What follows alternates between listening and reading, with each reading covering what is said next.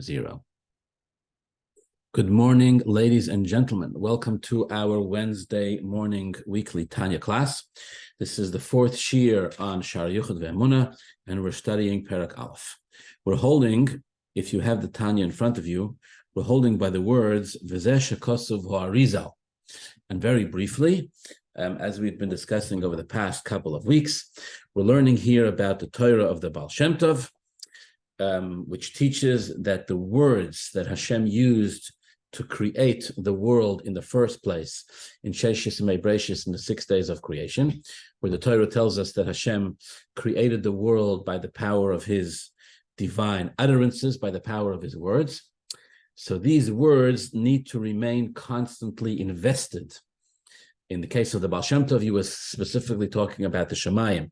They need to remain constantly invested in the Shemayim to create them constantly.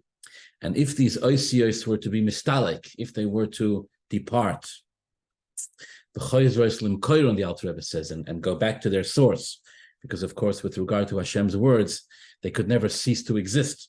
So when we say depart, we don't mean, God forbid, that they would not continue existing. We mean that they would go back into their source, into Hashem.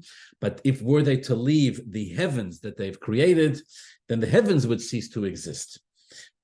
Hashem's words cannot cease to exist. They're Hashem's words. But the world Hashem created could cease to exist. And not only it could cease to exist, but it would cease to exist if these letters were to depart from the heavens, even for a second. And as we discussed over the past few weeks at length, the reason, what we gain from this, in other words, what we're supposed to extract from this, is two ideas, sort of almost opposing ideas. On the one hand, we're supposed to learn from this that the world really doesn't exist. It's true the Torah says Hashem created it, but Hashem didn't, so to speak, create a real absolute existence here. Hashem created a very feeble, a very superficial. Actually, in truth, I believe even the Rambam uses the words, it's not a Metzias Amiti. Even though Hashem created it, it's not a Metzias Amiti. It's not a true existence. Because the fact, in other words, the fact that it has to be recreated every single second over and over again shows that even while it's being recreated, doesn't really exist. Because if something has any truth to it, then it has to be able to last. If something has any truth to it, then it has to be able to last. And if it doesn't last, it means not just that it's not true after it doesn't last, but even while it lasts, it means it's not a true existence. And based on this, this teaches us that when we say Ein Oid or Ein Oid Milvadoi, it doesn't just mean that there's no other God besides Hashem. It means no other existence besides Hashem, because even the other existences are they're not real. They have no continuity to them. They have no substance to them. There's a good word. On the one hand. On the other hand, we're supposed to understand from this punkt verkehrt, the exact opposite, that even as much as the creations of Hashem do exist, they exist in as much as Hashem's words and Hashem's koyach is invested in them. So whatever it is that does exist is really an extension and expression of Hashem's words and Hashem's koyach. And actually, that's really what does exist. So in the end, the existence of the world, it's not a metzias, it's not an existence in its own right, but what it is, because it does, bottom line, actually exist. The Torah says Hashem created it. What it is in the end is an expression of the words and the koyach and the koyach of Hashem. Okay, this is what we learned in the beginning, and then of course we went on to, Alter Rebbe goes on to say that this is true not just with regard to the heavens, but it's true with v'chein b'chol abruim. It's true with all creations. The Alter Rebbe even says it's true with all creations in all worlds, alionim v'sachtoinim, even spiritual worlds and physical worlds. It's true. This is true about all of them. About all of them, we say the same idea, that Hashem's koyach keeps it, Hashem's words keep it constantly in existence, every single second, over and over again. And if it were to stop, it would cease to exist. Okay, I just want to make one comment here, and then we're going to go from the words of V'zeh. We're going to learn from the words of V'zeh shekosuv ha'arizal. So just one comment here is on the idea that the Alter Rebbe says that this idea, the continuous creation, the continuous existence, the constant pushing of the koyach of Hashem to keep things in existence, otherwise they would cease to exist. The Alter Rebbe says this is true about Olamos Alionim as well. It's true about the higher worlds as well. The Alter Rebbe doesn't say which worlds. He doesn't give us an address, but he says it's true about the Olamos Alionim as well. So here, this may be interesting to us to think about again, just for a minute. We're accustomed, or we might be accustomed, to thinking about this idea as this idea of Hashem's creation being ongoing, continuous, the necessity for it to be continuous. We're accustomed to thinking of this in terms of Gashmis, when it comes to creating tables, chairs, the Baal Shem Tov said it about the Pasuk, Lo Elam Hashem Dvorcha Mitzvah B'Shamayim, Hashem's creation of the physical heavens, etc. But here the Alter Rebbe says it applies to spiritual worlds as well, Olamas Alyonim. Now this is interesting. Olamas Alyonim are not physical, they're spiritual, and they're not just spiritual, they're very godly places, they're very godly realities. We're talking probably when Alter Rebbe says Olamas Alyonim, I'm assuming we're talking about, of the four Olamas that Chassidus talks so much about, Atzilus, Bria, Yetzirah, and Asiya, we're talking about the lower three, Bria, Yetzirah, and Asiya. Because again, already in the word Bria, we're saying Hashem created something. So immediately, if we say Hashem created something, then this rule that the Baal Shem Tov taught and that the Alter Rebbe is expounding upon, that the creation needs to be ongoing, so this rule applies. It applies to Olamas Alyonim, to the spiritual worlds as well. And the explanation, once again, would be the same, that if Hashem were to stop creating these spiritual worlds, Bria, Yetzirah, and even Asiya, Olam Asiya, Haruchnis for a second, so these worlds would cease to exist. All right, so this already needs to be understood. It's not the same. Again, when we take a Dover Gashmi, right, we take this pen. So, okay, the pen has a certain Koyach Elokei in it, and if the Koyach Elokei leaves, the pen ceases to exist. But when we talk about Olamas Alyonim, we're not talking about something physical. This is, again, a spiritual, and even the word spiritual is not the accurate word. We're talking about actually a certain world, a godly world. Olam Abriya is a world, a perception of godliness, of Elokus. And yet, even there, we say that if the Eibishter, that if Hashem stops creating for a second, it would cease to exist. So just one mamash, just one word of explanation on this. Is like this. Mamash, just one, I want to say just one word of explanation. Maybe I'll give a shtickle analogy for this, right? So the Torah says, for example, the example I want to give is Adam and Chava, the way they were before the Chet Eitzadas and the way they were after the Chet Eitzadas. So basically, if you read the psukim, even on a simple level, you understand that before the Chet Eitzadas, they were also physical human beings. But before the Chet Eitzadas, it seems they had no, what we would call self-awareness. So they had no awareness of self. The Torah says, Vayu shneim arumim, Adam and Chava were not wearing clothes. V'lo yispoi shoshu, they weren't ashamed, right? Meaning there wasn't that sense of awareness of self in a physical sense where they felt their own shame, or they felt their own presence. They were living in a world of Gan Eden, in the language of Chassidus. They were living in a world of Gan Eden. They were living in a world of godliness. They were living in a world of neshamas, and their neshamas shone through, and they really didn't feel or sense their bodies. After they ate from the Chet Eitzadas, so it says that they hid. They hid. Hashem calls out to them in Gan Eden. And Hashem says to Adam Rishon Ayeka, where are you? And Adam Rishon says, look, I heard your voice in I heard your voice in the garden, and I was afraid because Adam Rishon says, I'm naked, so I hid. Hashem says to him, who told you? Hashem says, who told you that you're naked? Meaning, how did you become aware of this? How did you develop a sense of self, right? Lahavdil, an animal is not self-conscious of the fact that it's not wearing clothing. Lahavdil.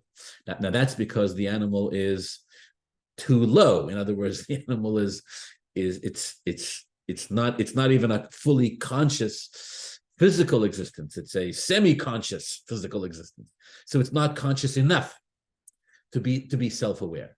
Adam and Chava, before the Chet Eitzadas, they lived, they operated, they had minds, they had eyes, but they operated in a world where what they were aware of was so spiritual and so godly that they didn't have a physical self-awareness. They saw the neshama, they didn't see the guf. And so the fact that the fact that there was no clothing didn't bother them. It didn't make them self-aware, self-conscious in any way. And that's a shtickle emotion, right? Like to give you a silly example for this, right? So when we were kids, we had a little experiment we would do where you ask somebody for their wristwatch, right? You say, let me borrow your wristwatch. You take the wristwatch from the person and you start asking them questions about their own wristwatch. What do the numbers look like? What color is the sticks? What color is the markings? Where does it have numbers? Where does it have lines? Things like that. And the person may not know things about their own wristwatch. May not have noticed many of the details of their own wristwatch. You give the wristwatch back to the person and you say to them, just by the way, you look at your wristwatch maybe hundreds of times a day and you didn't notice some basic things about the wristwatch. How is it possible you look at it hundreds, thousands of times and you don't notice? Because when you're looking at it, you're focused on the time, not on the specific details. So actually your mind either doesn't notice or doesn't absorb these technical, basically as far as the time is concerned, irrelevant details about this wristwatch. So Adam and Chava, before the Chet Eitzadas, they lived in that sense in a world where they didn't have this type of self-awareness. So this is my mashal. What's the nimshal? Hashem creates many. There's many ruchniistic oilamos, right? Olam atzilus, olam abriya, etc. What's introduced, what becomes, what is created in a way that's novel for the first time in olam habriya is this sense of self, this sense of awareness of self, this feeling that exists even in these worlds of Bri, Yitzira, and Asiya, which are godly worlds, but the sense of self that they exist, this is introduced for the first time in, let's say, in Olam HaBriya, which is still called Olam Alionim. Inherently, this idea that Hashem creates something that feels its own existence, that becomes aware of its own existence, this is the greatest chiddush of them all. This is the greatest novelty of anything. And this needs to be recreated every single second.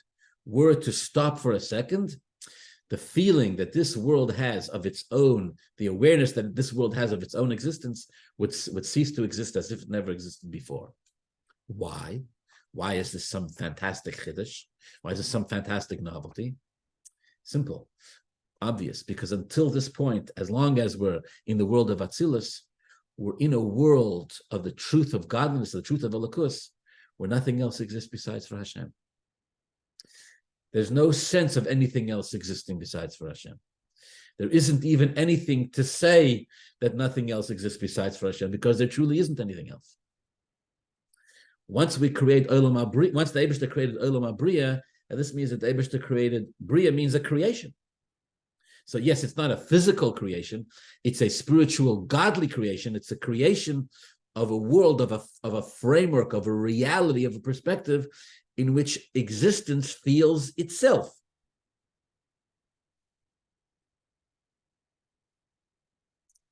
This, the Alter Rebbe says, needs to be recreated every single second. Were it to stop, it would cease to exist. The Frierdiker Rebbe gave a very profound mashal for this, very profound.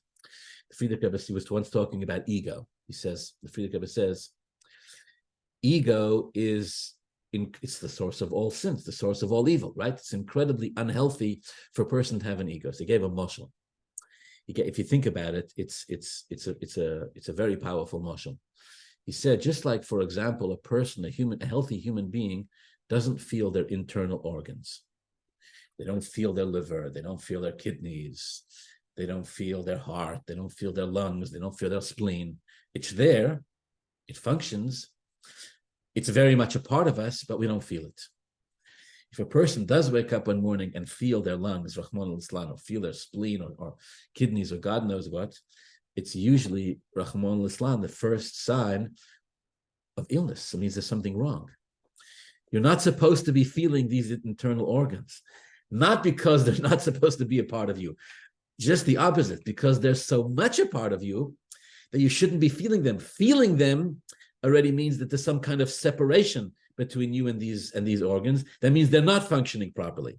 If they were functioning properly, it would be so much one with you that you wouldn't even feel it. So he says, the Friedrich Rebbe says that they put a person in this world, gave them a shlichus, gave them, a godly mission to accomplish. There isn't, just like you don't feel your own lungs and you don't feel your own heart, you're not supposed to feel your own gifts and talents. You're supposed to see them completely. You're supposed to experience them completely within the framework of the Eibishter's world, of the Eibishter's reality.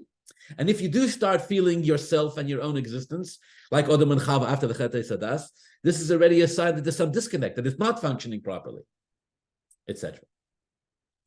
So the same is true with Olamos Alionim, with the spiritual world. As long as they don't feel their own existence, then there's no chiddush of creation. Olam Atzilus. Olam Atzilus is experienced completely within Elokus. It doesn't feel itself.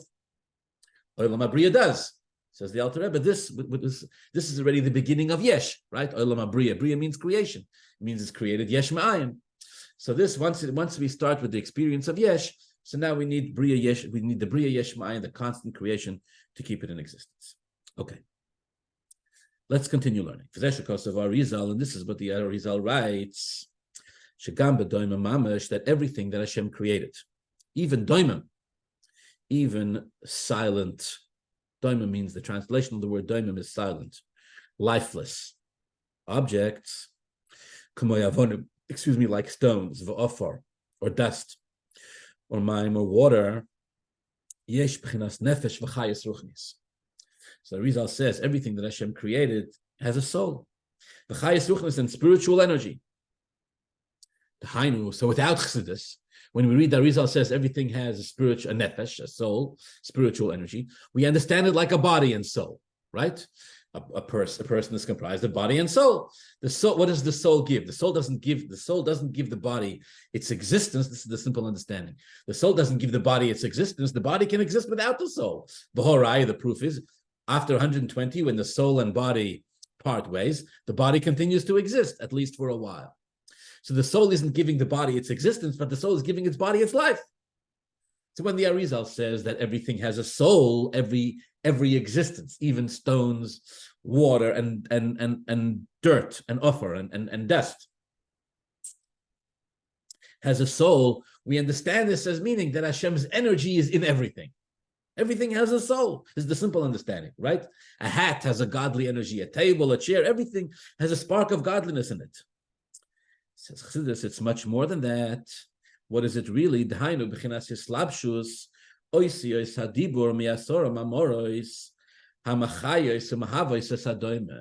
talking about doimim, a silent, inanimate object, and we say that it has a soul, the soul is not just to contribute something else toward it. The soul is not just to add an additional element to its existence. In addition to being doimim, it also has a godly spark within it. In addition to being in existence, it also has some kind of godly element to it. That's the simple understanding of the result. No, says Chassidus, the godly element that we're talking about comes from the Asara Mamars, the 10 utterances that Hashem said to create the world. And what is what is the function of this, of these letters, of these words from the Asara Mamars, from Hashem's utterances? Hamachayos, they give life, umahavos, and they create this doimim, this stone, this silent object. Liyas yesh, so that it should exist. And not remain the absolute nothingness that it was before the 6 days of creation. So we're not talking about something, when the Arizal says that everything has a nefesh, we're not talking about something additional, right? It's not, in addition to existing, it also has a godly spark, a godly element to it. No. We're talking about its very existence. It exists only by virtue. It exists only because its existence inherently really is just this spark, these oisius, these letters from Hashem's words that keep it in existence constantly. Okay. All right. Yesh ma'ayin v'efes shalifnei sheishis yemei breshis. Before sheishis yemei breshis, before Hashem created the world, it was ayin v'efes mamash. And now that Hashem created it, it's yeh. We call it yesh me'ayin. Yesh me'ayin needs to be constant for reasons the Alter Rebbe will explain later in Perek Beis. And this is the meaning of the nefesh v'chayis ruchnis that the Arizal talked about. Okay. Now the Alter Rebbe asks a question.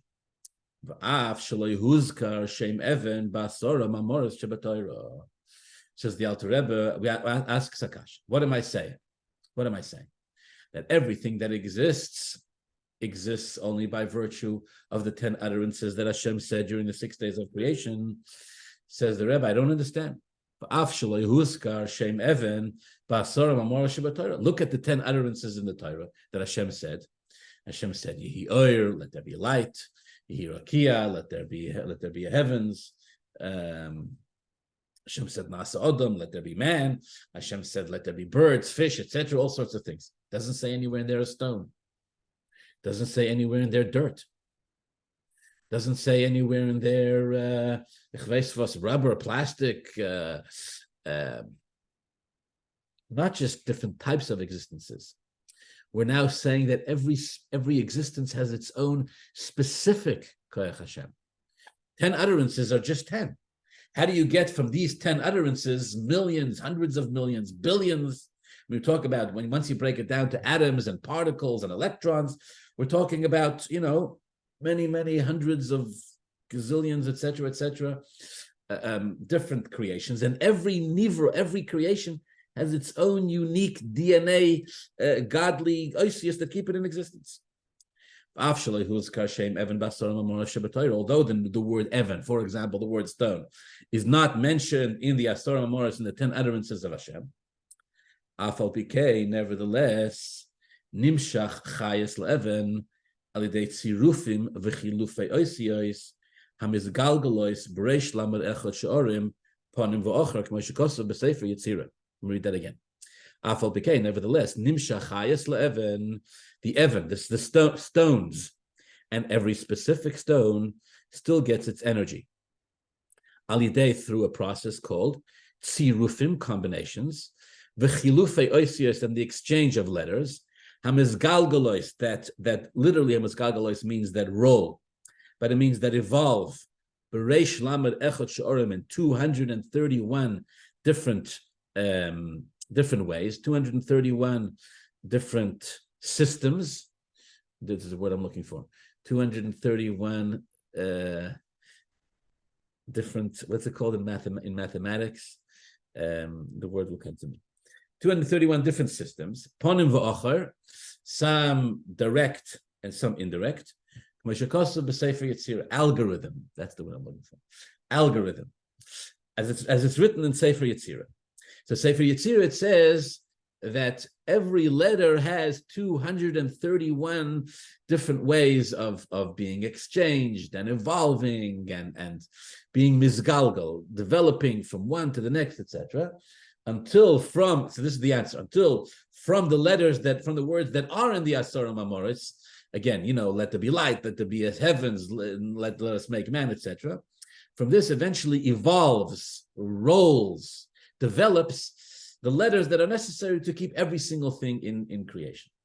All right, so when they teach this to us, when they teach this to us, they would always give some famous examples, right? There's a famous example that we use. I don't think the Alter Rebbe said yet the word gematria, right? Didn't say the word gematria. Later in the parak, the Alter Rebbe will use the word gematria, I believe. Yeah. You have many different systems that, right? You have gematria is each letter corresponds to a certain number. You have a famous system called atbash, which means the beginning of the letters of the Aleph Beis correspond to the last letters of the Aleph Beis. You have hidden letters, right? You may have heard very famously, we say the Torah has 600,000 letters. Now, if you look in the Torah, it's not 600,000 letters, it's 300 and something thousand letters. So how do you get 600,000 letters? So it's known the Chachamim teach us that there's also hidden letters in the Torah, right? So what do you mean there's hidden letters? Where do you have hidden letters? because sometimes you'll have, right, you have a letter, let's say like Hashamayim, right? So when you say Hashamayim, so the word ma of mayim, Hashamayim, when you pronounce it, there's an aleph in there, Hashamayim. When it's written in the Torah, it's not written with an aleph, right? It's Hey, Shin, Mem, Yud, Mem. So this is a hidden letter. So when it comes to letters and aleph base, all right, you have the Mekubalim talk about this at great length. You have many different ways that the Oisius develop. So what Alter Rebbe will say here is like this, that these 10 utterances, these are Asara Mamoros that the Eibishter gave during Sheish Yemei Bereishis, 10 things.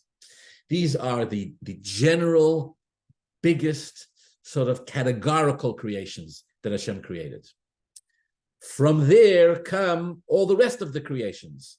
Those letters that were used in the Asara Mamoros, they evolve and they develop 231 different ways, etc., until it gets broken down into even the tiniest of existences, every specific blade of grass, every speck of dirt, every piece of dust, every electron, and every atom, etc., etc. Until it evolves from the Asara Mamoros themselves. And eventually it comes from them. Tziruf, the combination, Shem Evan of the letters Evan, of the name Evan stone. For who, once from the Asara Mamoros you get through process, through evolution, an Aleph, a Beis, and a Nun Evan. For who, so this Aleph, Beis, Nun that comes from the Asara Mamoros, Hashem's words, who Chayusa shel Evan. This becomes the Chayus of the stone. This becomes the Chayus of the stone. Yeah. And so it is, says the Alter Rebbe, with all the creations in the world that Hashem created. The names that these things have in Lashon Kodesh, in the Holy Tongue, in the Torah, or in Lashon Kodesh in the Holy Language.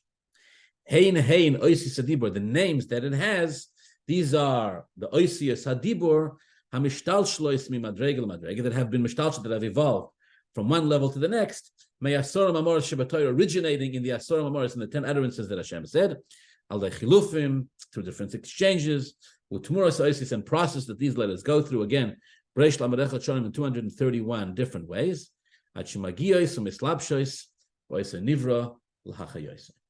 So every individual creation has a name.